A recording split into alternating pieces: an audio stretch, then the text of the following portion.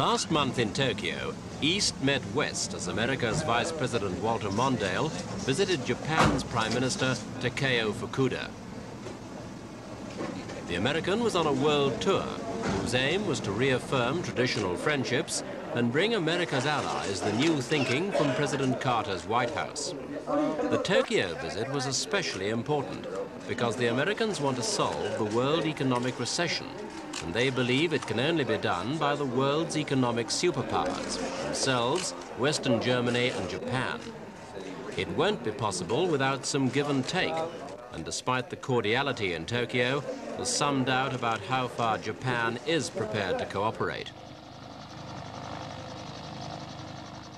The truth is that Japan's economic status has never been more controversial than it is today. After its shattering defeat in World War II, the country rebuilt itself with astonishing energy, expanding the economy by 10% or more year after year. 3 decades later, 100 million Japanese can enjoy the fruits of their labor, international respect, high living standards, and one of the world's strongest currencies. The current recession has got them worried, but even their worries are on a different level to most people's. Unemployment, for example, is at a record high, but it's still only 2%. Inflation is 10%, which is modest by many standards. And although the economy grew by only 6% last year, that's still a great deal more than most nations managed.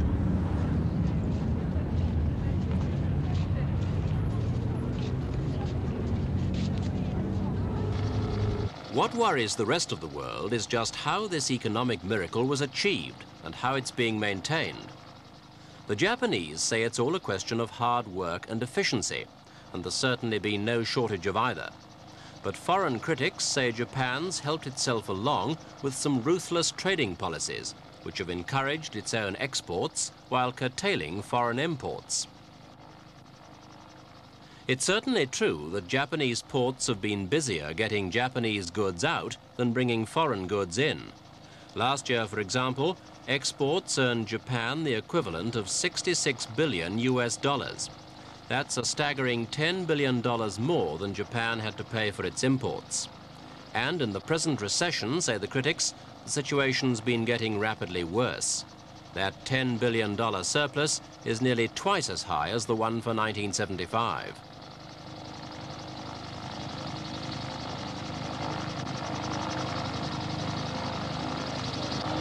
As far as the Japanese are concerned, this export surplus is an essential part of the nation's economic structure. They point out that since they have virtually no natural resources, they're forced to run their highly industrialized economy on imported oil, which has become very much more expensive in recent years. The only way they can earn their living, therefore, is to turn imported raw materials into manufactured goods for export. But for those on the receiving end of this flood of exports, a trade surplus for Japan means a trade deficit for them. The biggest loser is America, which alone accounts for over half of Japan's trading profits. On a Boston quayside, another consignment of Japanese TV sets is unloaded for the American market. Last year, 1/3 of all color TVs sold in the United States were Japanese. Figures for color and black and white together were 143% up on the year before. Small wonder that American TV manufacturers are down from 20 to only 8, with 60,000 jobs lost in the last 5 years. The remaining manufacturers are so worried they've asked for a 15% duty to be imposed on Japanese imports. It's a similar story in other industries too, with once prosperous American companies fighting losing battles against unbeatable Japanese prices. Their problems are currently being studied by a special commission, which was set up last December to look into the whole question of unfair Japanese competition. Its report is due out next month. In Europe, the situation varies from country to country. Here in France, Japanese electronic goods are still subject to strict quotas set up several years ago. Even so, Japan's made considerable inroads in the French market. Critics say that's because of the tax rebates which Japanese manufacturers get from exporting electronic consumer goods. The Japanese say it's simply the right quality at the right price.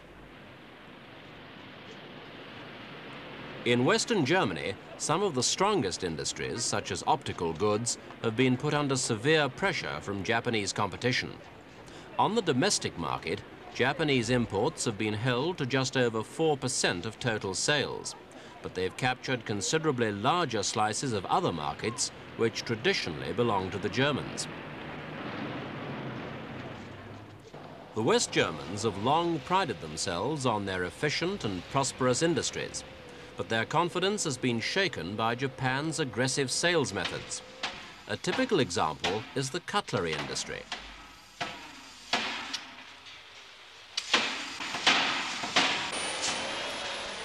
In 1960, the industry employed 15,000 people in Western Germany. Today, it employs only a tenth of that workforce. The reason why is simple. The Japanese moved in.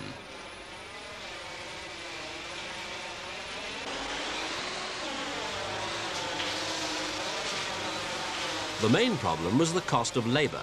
The Japanese entered the market with low-cost tableware, and the Germans, with their highly paid workers, simply couldn't compete. Within a few years, almost 90% of the cheap tableware sold in West Germany was made in Japan. So the German manufacturers tightened their belts. Some factories were closed, and in those which remained, the workforce was cut down. This particular factory at Solingen had 1,100 workers 10 years ago. Today, there are fewer than 600.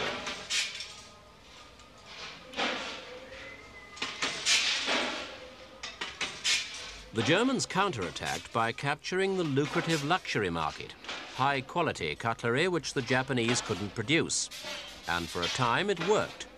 But now the Japanese are catching up once again and are moving into the quality market themselves. Here, too, they're capturing not just the domestic market, but Germany's foreign markets as well. And with Taiwan now chasing on the heels of Japan, the West Germans are wondering just how long their cutlery industry can survive.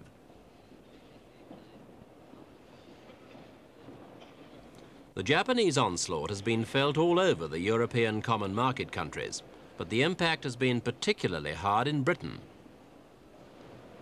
This year's motorcycle show in London is a good illustration. 20 years ago, it would have been dominated by British machines, but the big names these days are all Japanese. Instead of Triumph and Villiers, Norton and BSA, the market's now full of Hondas and Suzukis, Kawasaki's and Yamahas. No one can say the Japanese didn't deserve this success.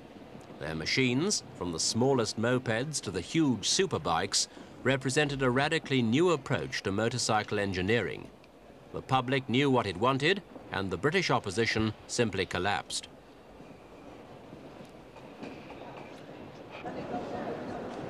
The Triumphs have in fact survived, though only just. The Bonneville 750 is considered by many to be an outdated model, and its chief market is among enthusiasts.